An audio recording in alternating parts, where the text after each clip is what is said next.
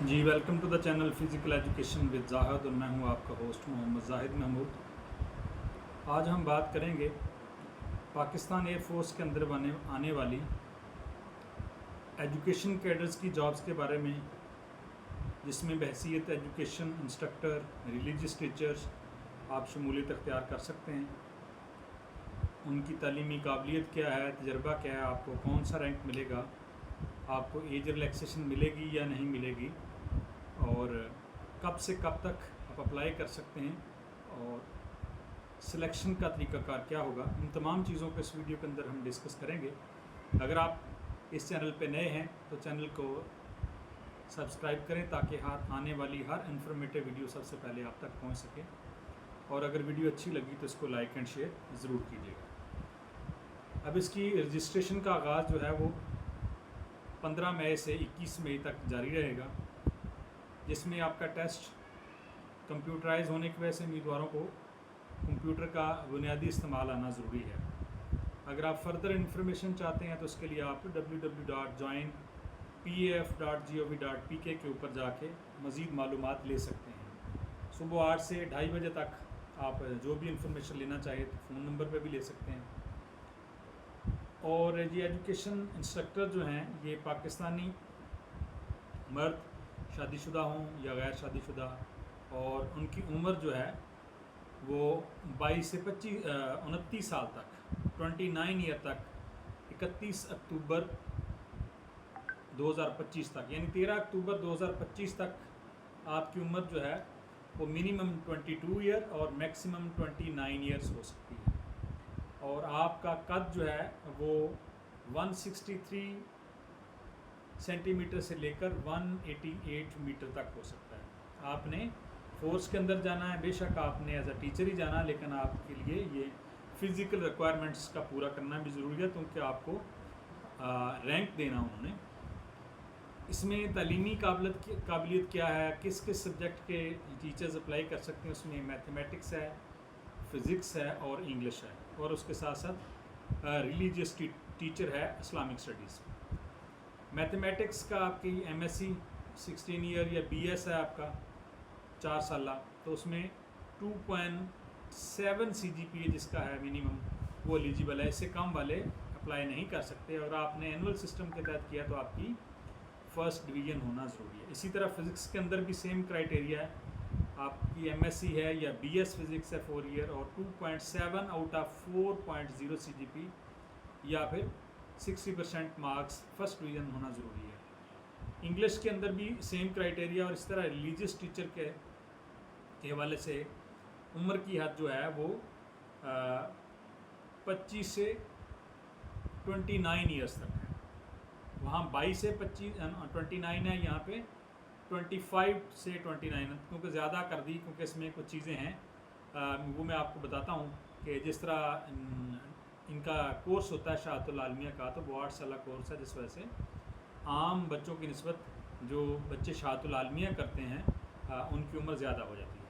تو انٹرمیڈیٹس پاس اور کسی تصدیق شدہ دارالعلوم سے درس نظامی کی فاضل سند حفاظ کرام اور قرہ حضرات کو ترجیح دی جائے گی۔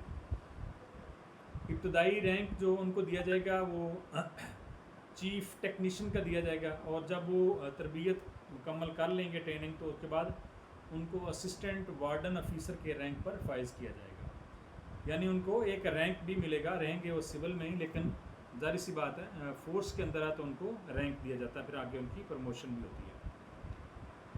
آگے سلیکشن کا طریقہ کار ہے، اور نااہل کون کون سے لوگ ہو سکتے ہیں، تنخواہ، امرات اور دیگر کون کون سی چیزیں، یہ ساری چیزیں ہم ڈسکس کریں گے۔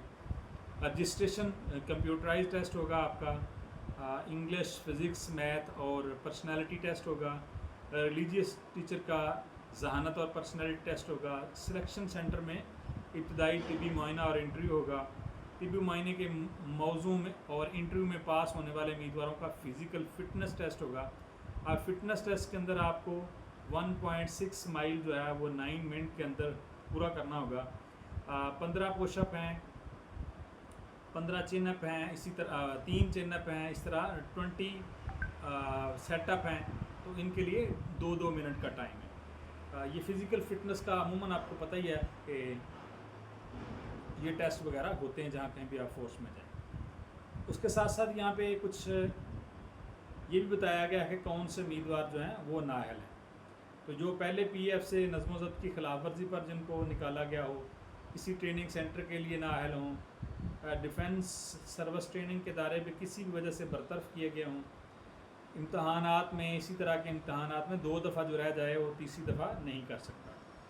اپنے ڈاکومنٹس کے اندر اگر آپ نے کوئی رد و بدل کیا ہے تو اس آپ کو نکال دیا گیا۔ اسی صورت میں اخلاقی جرائم ہے یا عدالت کی طرف سے آپ کوئی سزا یافتہ ہیں تو تب بھی آپ نااہل ہیں۔ ایک ہی انٹری کے لیے ایک سے زائد سینٹر پر ٹیسٹ دینے والے امیدوار بھی نااہل ہوں گے، یعنی آپ ایک ہی سینٹر کے اوپر آپ ٹیسٹ دے سکتے ہیں۔